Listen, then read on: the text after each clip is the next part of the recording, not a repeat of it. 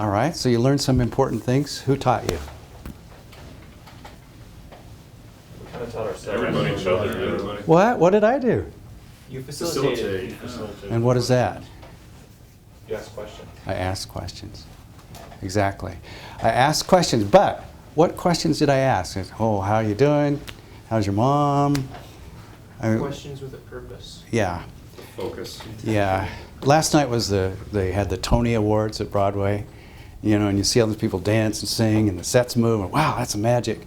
But behind the scenes, all kinds of things are going on. And so when I'm asking these questions, behind the scenes, a whole lot of things are going on. And there's actually a structure to the questions I asked. That structure is very simple, and it's one that you can use over and over in just about any setting. And would you like to know what that is? Yes. So rather than tell you, I'm going to ask you a question. I gave you a code. What is a code? A representation. Picture. Symbol. Yes, it's something that represents a reality in the lives of the participants.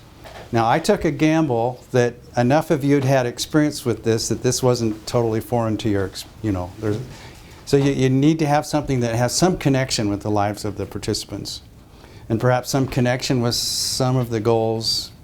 For example, I've heard two people mention medical a couple of times. I imagine there'll be some times when you have certain kinds of resources, and whether you like it or not, that's what you have to work with. So a code that's appropriate to your group and to your situation.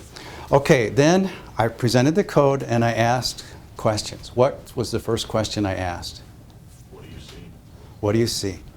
Real simple question. Is that threatening to you? You don't have to reveal your hearts or your souls. We don't have to worry about delicate religious issues. I just ask you, what do you see? We call, though, that question, if you don't mind, I remove some more here. That question is about the facts of the code. And it's interesting.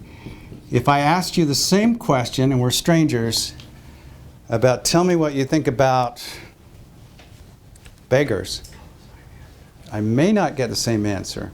Or if I said, there are all kinds of questions I could ask that might be a little threatening, and particularly you're cross-cultural, you're dealing in settings you have no idea. You're walking through a minefield.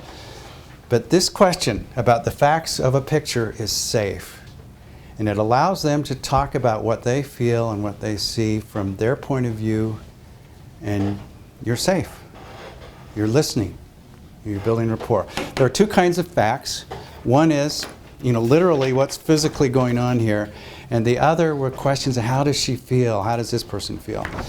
Feelings are a form of facts. And in fact, in some cases they're the most important form of facts about how people perceive and what their opinion is. But you're still safe. You're just asking about the code, about this picture, about this skit. How do they feel? What's going on? And so on. So we talked about that for a little while. And then I asked a question that got at something else. And besides just the code. And do you remember what that question was? What's that? You asked if we'd been in a similar situation. Exactly. That question, we make an association between the facts of the code and your life, the participants' lives. So one of the best questions is, have you ever had an experience where you felt like the people in this picture? You've already established what the participants think the people feel. Now you ask, have you ever had an experience where you felt like that? Or you could say, how does this make you feel? Or anything that connects between their experience, their emotions, their reality, and the code. Then what happened? What did you tell me? What are some of the things you told me? Situations we've been in, how we felt when we were in that same situation. Yeah, I particularly appreciated your response, and yours too, because you kind of laid it out. You said, I had this problem. You let this group of people know about something that's vulnerable in your life. And every time somebody did that and told a story, how did it make the rest of you feel? Reminded us of situations. Yeah. you start thinking, oh yeah, I can see that, I understand it. In fact, it might be the first time you've ever thought of it that way. Because, you know, we each have our own lives, and here's another point of view, and it's very personal, and it's one of your group who's saying, I had a hard time, or this is hard. Did you always come up with the same point of view? No. And that's human, that's life. And that's the truth of any complex situation. There's this side and that side, and we tend to be fairly judgmental. You know, it's easy for us to quickly judge, here's what's going on, I'll just go and do something. And it's more complicated. And the fact is, you can't do it yourself. You need their involvement, you need everyone's involvement. Okay, so we talked about your stories for a while, and then this gets a little slipperier, but I kind of shifted gears a little bit or moved to the next level. You were great. You made it so easy that you probably didn't even know when I did this, but we were telling your stories, and then what kind of questions did I ask? Causes and solutions? Yes, I started talking about, so first we're talking about the code, the facts of the code. Now we're talking about you, your stories.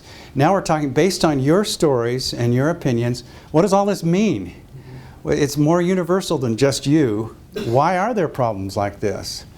Why are they all having these problems? Why is society having these problems? Why is this village having these problems? And so that's a question that gets at the meaning of what we're talking about. We're talking more universal kind of truths, if you will, that have to do with that situation. Then finally, so we're talking, yeah, now I understand they need these things, and there's all these realities, and you know, all the points of view that you expressed about this. And then finally, a different question, the very last one. Do you recall what that was? Solutions. It is solutions. I use the word action, but it has to do, I asked you, so what has this got to do with you? What are you going to do about it? Now, there are a lot of ways. You know, it could be the expression, some of you said, well, I could spend 30 minutes, or our unit, and we have to change the policies. You know, this action could be great big, or it could be very personal, and probably it's a mix of both. And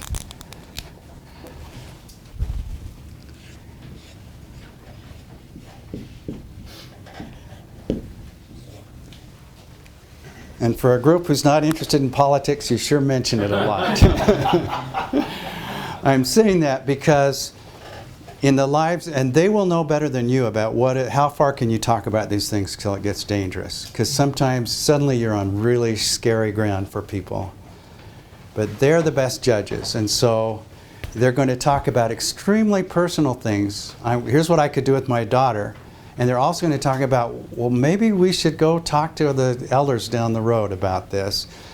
And maybe they might even criticize the government, but it's their show, and you got to be really sensitive. Let them answer, let them go as far as they feel safe. But again, they need to decide. It's their lives at stake more than yours, so they'll decide where the lines are. So with that, let's say we just had this discussion in the village. Only now we're talking about what good did it do to have these 9 water wells here last time? And this, well, you didn't tell us what to do. You didn't ask us if we wanted it. You didn't give us any equipment or maintenance to keep it up. You know, you didn't train us for this or that. And actually, I wish you'd send us some money, or I wish you'd help us get jobs, or whatever they'd say. After you have a series of discussions like that, and you keep having this action step, what are you going to do about it? Pretty soon, what will happen is they will create an agenda for action. And that's the key. When they decide they want to do something, now you've got something. And then the question comes later, much later, could we help? But when you help, you're not helping do what the Army wants done, you're helping them do what they want to do. And so what they desire, their aspirations, is what's central to all of this process. And if you can tap into that and be a help to them, you'll be their lifelong friend. And you really will have helped them to become self-reliant.